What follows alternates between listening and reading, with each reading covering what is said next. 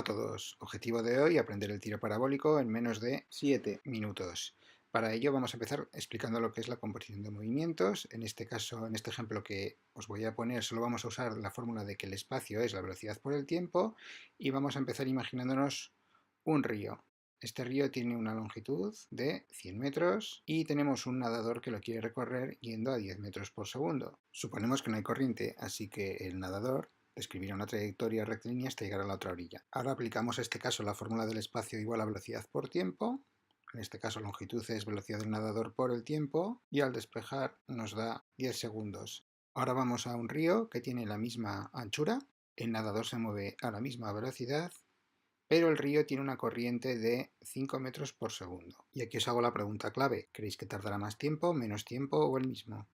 La respuesta es que, como el nadador sigue yendo a la misma velocidad y el río tiene la misma anchura, el tiempo debería ser el mismo. Una cosa diferente es que ahora, como el río lleva corriente, me arrastrará y acabaré en la otra orilla en un punto diferente al que había acabado antes. Aquí no lo ha pasado, ¿no? Tú vas nadando, crees que vas en línea recta y cuando te das cuenta, la corriente te lleva a un sitio diferente del que esperabas. El tema aquí está en que el nadador está sometido a dos velocidades. La velocidad propia del nadador, 10 metros por segundo, y la velocidad del río, 5 metros por segundo. Las velocidades son vectores, así que para saber la velocidad total del nadador tengo que sumar los dos vectores. Como resultado de esa suma me da la flecha roja, el vector velocidad total, que me marca la dirección real que llevará el nadador dentro del río, de manera que en lugar de acabar perpendicularmente a la orilla donde antes, acabará a unos metros de distancia a la derecha que llamamos D.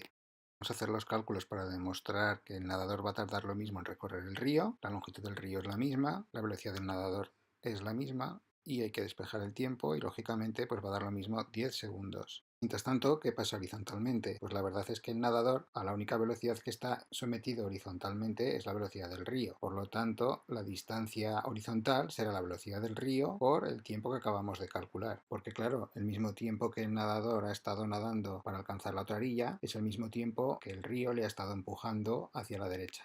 Como el río va a 5 metros por segundo y el tiempo hemos dicho que son 10 segundos, pues la distancia horizontal que recorrerá serán 50 metros. ¿Qué es lo que he aprendido muy importante con este problema? Pues que para resolverlo he tenido que hacer dos problemas diferentes. En uno de los problemas trabajaba en el eje horizontal, en el otro problema en el eje vertical y los dos problemas eran independientes. Y eso mantenerlo en la cabeza porque luego lo vamos a usar en el tiro parabólico, es muy importante. Ahora vamos a suponer que quiero describir el movimiento de una partícula que se mueve a velocidad constante o bien con aceleración constante. Las ecuaciones que describen este movimiento son tres y os las pongo a continuación. Esta primera lo que dice es que el espacio es igual al espacio inicial más la velocidad inicial por el tiempo más un medio de la aceleración por el tiempo al cuadrado. Lo pongo en rojo porque si no hay aceleración esa parte se puede quitar.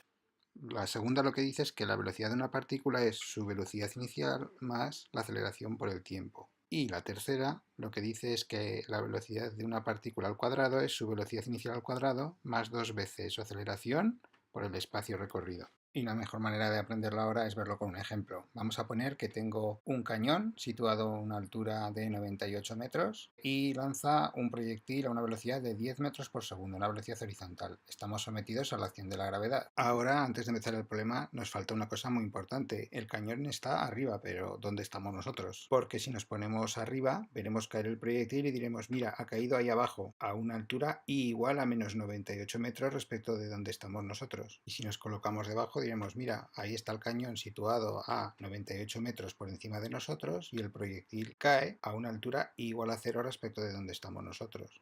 Como veis, los números son diferentes, aunque ambos describen bien el experimento. La cuestión es que hay que elegir uno y yo elegiré ponerme abajo cuando llegue el momento. Como tenemos el proyectil sometido a la acción de la gravedad, su trayectoria va a ser una parábola. Inicialmente, la velocidad en el eje X es 10 metros por segundo y la velocidad en el eje Y es nula. La velocidad en el eje X siempre va a ser la misma, no va a cambiar, siempre va a ser 10 metros por segundo. ¿Por qué? Porque la gravedad es en el eje Y, es la única aceleración, por lo tanto la velocidad en el eje X no va a cambiar. En cambio, la velocidad en el eje Y, que inicialmente era cero, poco a poco va a ir aumentando. ¿Por qué? Pues porque la velocidad en el eje Y sí que se ve influida por la gravedad. De manera que la flechita naranja, que nos da la velocidad vertical, se va a ir haciendo cada vez más larga. Y ahora voy a volver a escribir las ecuaciones del movimiento uniformemente acelerado, que hay que usarlas dos veces, en el eje X y en el eje Y. Aunque para el eje X, al no haber aceleración, se quedan más sencillas. Vamos a suponer ahora que en este problema me piden calcular la distancia a la que cae el proyectil. Yo lo voy a estar viendo desde abajo, pegado al muro. Como me piden la distancia D, que está en el eje X, lo lógico será pensar en analizar primero qué es lo que ocurre en el eje X. En el eje X no hay ninguna aceleración, la única aceleración en este problema es la gravedad. De las tres ecuaciones en negro que he escrito arriba, voy a usar la primera de ellas. En nuestro caso vamos a aplicar que la S es la D, mayúscula, el espacio inicial es 0, la velocidad inicial es 10 metros por segundo y que la aceleración es nula, con lo cual la ecuación queda como sigue. Y ahora me doy cuenta que para calcular la distancia necesito el tiempo. ¿De dónde lo saco? Pues del eje Y. Lo mismo que hacíamos en el problema del río. ¿Y qué es lo que ocurre en el eje Y? En el eje Y sí que tenemos aceleración. Vamos a utilizar la primera ecuación otra vez. De acuerdo con nuestro sistema de coordenadas, el proyectil acaba en la posición s igual a 0. Empieza en 98 metros. La velocidad inicial es 0. Lo pongo por el tiempo. Pongo un menos porque la aceleración va hacia abajo y lo mismo hubiera hecho si el espacio inicial o la velocidad inicial o cualquier otra magnitud fueran negativas. Y ahora acabo de escribir lo que me falta, un medio de gt al cuadrado. Sustituimos para hacer los cálculos y resulta que el tiempo es 4,7 segundos. Y una vez que sé el tiempo que tarda en caer, pues ya puedo calcular la distancia que recorre. La distancia entonces son 10 metros por segundo por 4,7 segundos, perdón, he escrito 4,7 metros por segundo, pero es 4,7 segundos, da 47 metros. De esta manera queda resuelto el ejercicio, la verdad es que todos son muy parecidos. Un saludo y espero que os haya servido.